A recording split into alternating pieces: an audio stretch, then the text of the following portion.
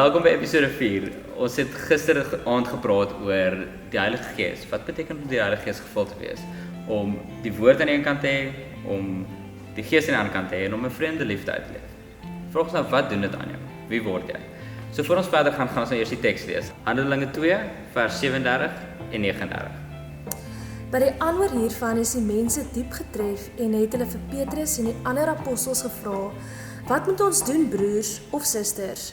Toe antwoord Petrus hulle en sê: "Bekeer julle en laat elkeen van julle gedoop word in die naam van Jesus Christus.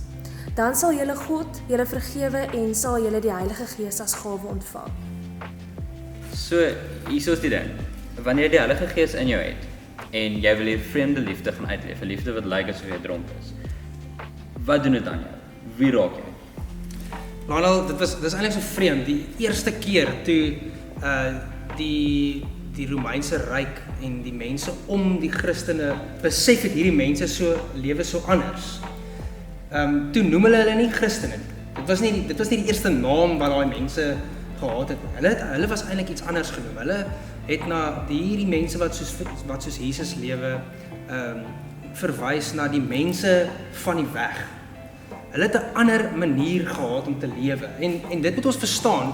In daai tyd het jy so naby geleef aan wat die regering en wat die Romeinse ryk en wat die Joodse leerreëls vir jou gesê het, dat daar eintlik net hierdie een way was vir jou om te lewe. En so dan gebeur daar iets met hulle. Die eerste bekeerdes, die woord bekeer kom eintlik van die woord shuv af. Wat sê gou 'n bietjie shuv? Shuv beteken om te draai. Shuv beteken om te draai. So shuv beteken om te draai in 'n ander rigting. En nie draai en braai dan nie.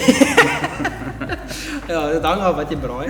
Maar dit het beteken om te draai, om weg te gaan van dit af waar jy op pad was en na iets nuuts toe te gaan.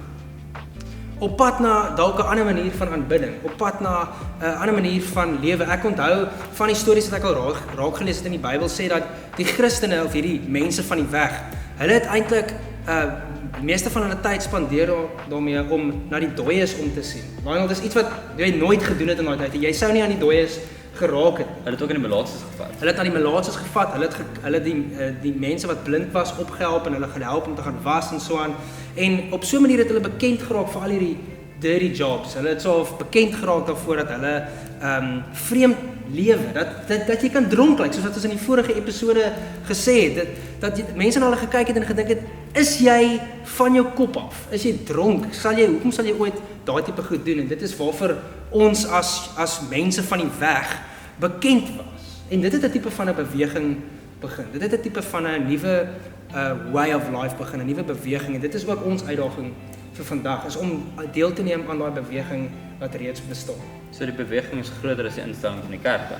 Definitief. Ek dink baie keer is daar 'n paar instellings wat ons probeer inbox en die Romeinse ryk het dit gedoen en die Joodse leerreëls het dit gedoen en toe kom Jesus en die Heilige Gees en ons Skepper en dit bring toe vir ons 'n hele nuwe manier van lewe. Dit bring vir ons toe 'n hele beweging wat oor grense kan gaan, wat intentioneel doelbewus oor grense gaan. So dit bedoel eintlik, jy kom by 'n punt en jy draai, dat die Heilige Gees maak dat jy draai, maar jy draai nie net om nie, jy beweeg dan, jy loop ook in 'n ander rigting. So ons eindig ons eindig vanaand by die vraag, waar in jou lewe het jy al klop draaipunte beleef? Gaan skryf dit neer, gaan vat 'n tyd op jou eie, skryf in 'n boek, waar was die draaipunte in jou lewe gewees en wat het dit vir jou beteken? Ja, dan kom kyk julle in die volgende episode hoe dit gelyk het toe daai klomp mense van die weg begin saam beweeg het in die eerste gemeentes. Ons sien julle dan.